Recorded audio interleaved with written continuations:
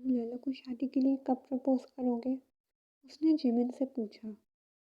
Dual میں propose کر چکا ہوں، اب اگر وہ کوئی جواب نہیں دے رہی تو میں کیا کر سکتا ہوں؟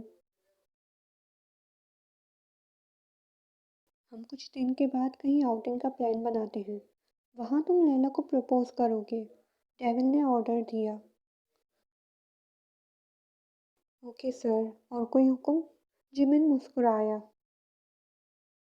آرڈر تو تجھے لیلا دے گی شادی کے بعد، ابھی تو بڑا پیار پیار کر رہا ہے، بعد میں پتہ چلے گا کہ لیلا کس کھیت کی مولی ہے۔ یار ڈرا کیوں رہے ہو، ابھی تو پہلی منزل پار کی ہے پیار کی۔ جمن مسکراتے ہوئے اٹھا۔ وہ میں چلتا ہوں، آج میرا لیلا کے ساتھ ڈنر کا پلان ہے۔ جمن مسکراتے ہوئے اٹھ کر چلا گیا۔ ایک بات تو بتاؤ لیلا، اگر سر جمن نے تمہیں پرپوز کیا ہے تو تم ان سے شادی کے لیے ہاں کیوں نہیں کر دیتی؟ اب تو تم بھی انہیں پسند کرتی ہو۔ معصومہ اس کے پاس بیٹھی پوچھنے لگی۔ اس نے مجھے ابھی پرپوز نہیں کیا معصومہ، 1.5 مہینہ پہلے کیا تھا۔ اب کیا میں اسے اتنے پرانے پرپوزل پر ہاں کروں گی؟ اسے چاہیے کہ اب پھر سے مجھے پرپوز کرے۔ میں پرانے پرپوزل پر ہاں نہیں کرنے والی۔ اگر وہ اس امید پر بیٹھا ہے کہ اس نے مجھے جو 1.5 مہینہ پہلے پرپوز کیا ہے میں اس پر ہاں کروں گی تو یہ اس کی غلط فہمی ہے۔ لیلا ایک ادا سے کہتی پھر سے اپنے کام میں مصروف ہو گئی، جبکہ معصومہ نے اپنے پیچھے کھڑے جمن کو دیکھا، جو اسی کے کہنے پر لیلا سے یہ سوال پوچھ رہی تھی۔ وہ بنا کچھ کہے اپنے کیبن کی طرف آ گیا۔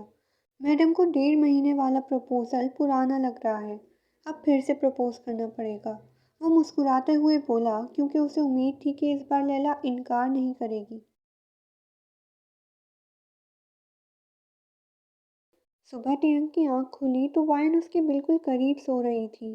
پہلے ٹیہنگ نے کتنی دیر تک اسے دیکھتا رہا، پھر شرارت سے اس کے لبوں پر جھک گیا۔ وائن نے اگلے ہی لمحے اس کے سینے پر ہاتھ رکھ کر اسے خود سے دور کیا۔ آپ کو شرم نہیں آتی کسی سوئے ہوئے انسان کے ساتھ ایسی حرکت کرتے ہوئے؟ وہ اپنی شرم ایک سائڈ پر رکھتی ہوئی غصے سے پوچھنے لگی۔ نہیں، مجھے بالکل بھی شرم نہیں آتی، میں بہت بے شرم انسان ہوں، اور تمہارے ساتھ کچھ بھی کرتے ہوئے تو مجھے بالکل بھی شرم نہیں آتی۔ کہتے ہوئے ٹیہنگ ایک بار پھر سے اس کے لبوں پر جھکا اور ایک پیاری سی شرارت کی۔ اس کے لبوں کو بخشتا ایک نظر اٹھا کر اسے دیکھا، پھر مسکرایا۔ اس سے پہلے کہ وہ اس کے لبوں کو دوبارہ نشانہ بناتا، وائن اسے دھکا مارتی اس کے قریب سے اٹھ گئی۔ آپ جیسے بے شرم لوگوں کو شرم دلانے مجھے اچھے سے آتا ہے، وہ اپنا حیا سے دمکتا چہرہ پھیر کر بولی۔ اب اٹھے فوراً، رات جمن بھائی نے فون کیا تھا نا کہ ہم گھومنے جا رہے ہیں، آپ کو اگر آنا ہے تو آ سکتے ہیں ہمارے ساتھ۔ وائن نے ایسے کہا جیسے اسی کا پلان ہو جانے کا۔ میرے ہی پلان میں تم سے تو اجازت نہیں مانگوں گا جانے کی۔ ٹیہنگ نے اسے بتانا چاہا کہ گھومنے کا پلان اسی کا تھا۔ ٹیہنگ، اس وقت میں کوئی بحث نہیں چاہتی، میرا موڈ بہت اچھا ہے اور میں جا رہی ہوں تیار ہونے۔ وہ خوشی خوشی جانے لگی کہ ٹیہنگ نے اس کا ہاتھ پکڑ کر کھینچا، جس سے وہ سیدھا اس کے سینے پر جا گری۔ بیبی، وہ جو لیلا ہے نا وہ تیار ہونے میں 5 گھنٹے لگائے گی، تب تک ہم اپنے ہونے والے بچوں کی پلاننگ کرتے ہیں نا۔ اس کی بات سن کر ایک بار پھر سے شرم و حیا نے اسے آ گھیرا۔ ٹیہنگ، مجھ سے بالکل بھی فری ہونے کی ضرورت نہیں ہے، اس وقت میں بالکل بھی آپ کی کوئی بات نہیں ماننے والی، پیچھے ہٹیں۔ ہاں تم نے کہہ دیا اور میں پیچھے ہٹ گیا، گویا ٹیہنگ نے اس کا مذاق اڑایا۔ ٹیہنگ، کبھی تو دیکھ لیا کریں، دن ہے رات ہے، اب صبح 10 بجے آپ کا رومانس کرنے کا موڈ ہو رہا ہے۔ غلط بیانی مت کرو، میں رومانس کی بات نہیں اپنے ہونے والے بچوں کی پلاننگ کی بات کر رہا ہوں۔ آپ مجھے بالکل ڈسٹرب مت کرو، میرے بچے جلدی دنیا میں آنا چاہتے ہیں۔ وہ اسے آنکھ دکھاتا ایک بار پھر اس کی طرف جھکا۔ ٹہنگ وائن نے آخری کوشش کی اسے روکنے کی، مگر وہ ٹہنگ ہی کیا جو رک جائے۔ آخر وائن نے اس کی شدتوں کے آگے ہار مان لی اور اپنا آپ اس کے حوالے کر دیا۔ جمن، جنکک، لیلا، معصومہ چاروں گاڑی میں بیٹھے ان دونوں کا انتظار کر رہے تھے۔ جلدی کرو یار، کہا بھی تھا ہم لوگ جلدی نکلیں گے، اسی لیے تو رات کو بتایا تھا تاکہ سب لوگ جلدی سے تیار ہو جائیں، تاکہ ہم وقت پر نکلیں۔ جمن نے صرف پہلی لائن اونچی آواز میں بولی تھی، باقی تو وہ ممنایا تھا۔ ہاں، کیا کہہ رہے تھے تم؟ تیانگ نے باہر آتے ہوئے گاڑی کی ڈگی میں اپنا سامان رکھتے ہوئے پوچھا۔ کچھ نہیں، میں تو بس پوچھ رہا تھا، اگر تمہیں اور وقت چاہیے تو ہم انتظار کر لیتے ہیں، تم لوگ آرام سے آ جاؤ۔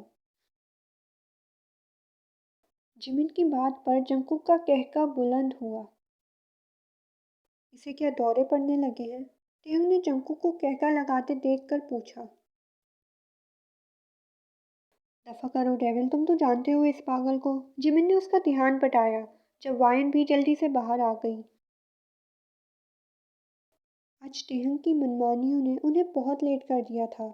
اس وقت بھی ٹہنگ اسے ایسی نظروں سے گھور رہا تھا کہ وائن کو اس کے ارادے خطرناک لگے۔ ہم 6 لوگ جا رہے ہیں، اس نے خوشی سے پوچھا۔ 6 نہیں 7، معصومہ نے ایک چھوٹا سا ڈبہ اس کی طرف بڑھاتے ہوئے کہا، جسے وائن نے خوش دلی سے تھام لیا۔ وائن نے ڈبہ کھول کر دیکھا تو اسے یقین نہیں آ رہا تھا۔ اس کا شونو زندہ تھا۔ وہ بے یقینی سے اپنے سامنے ہلتے جلتے اپنے شونو کو دیکھ رہی تھی، جو اپنی دوست کو دوبارہ پا کر بہت خوش نظر آ رہا تھا۔ اس دن ہم تمہیں لے کر ہاسپٹل چلے گئے تھے، جبکہ معصومہ اور لیلا شونو کو بچانے میں لگ گئیں۔ ان دونوں نے اسے بچا لیا۔ اس کے سر پر چوٹ لگنے کی وجہ سے اس کی حالت اتنی خراب ہو گئی تھی کہ اس کا بچنا مشکل تھا۔ اس لیے میں نے تم سے کہا کہ وہ مر چکا ہے، کیونکہ میں نہیں چاہتا تھا کہ تم بعد میں زیادہ اداس ہو یا اسے اپنے سامنے مرتے ہوئے دیکھو۔ ویسے بھی لڑکیاں زیادہ بہتر طریقے سے سمجھ سکتی ہیں ایسے جذبات، جنکک نے کہا تو معصومہ نے اسے گھور کر دیکھا۔ تم کچھ زیادہ ہی نہیں گھورنے لگی مجھے؟ جنکک نے بدلے میں اسے گھور کر پوچھا۔ سوری یار، مجھے پتہ نہیں تھا یہاں پہ پکچر ایسی ہو گئی ہے۔ اچھا میں سمجھ گیا۔ جنکک نے فرضی کالر جھاڑتے ہوئے اپنے آپ کو ہینڈسم کہنا چاہا۔ ڈونٹ وری، میرا ٹیسٹ اتنا بھی خراب نہیں ہے۔ معصومہ نے آنکھ لگائی اور جا کر گاڑی میں بیٹھ گئی، جبکہ ٹہنگ اور جنکک دونوں نے اس کے کندھے پر ہاتھ رکھ کر اسے دلاسا دیا۔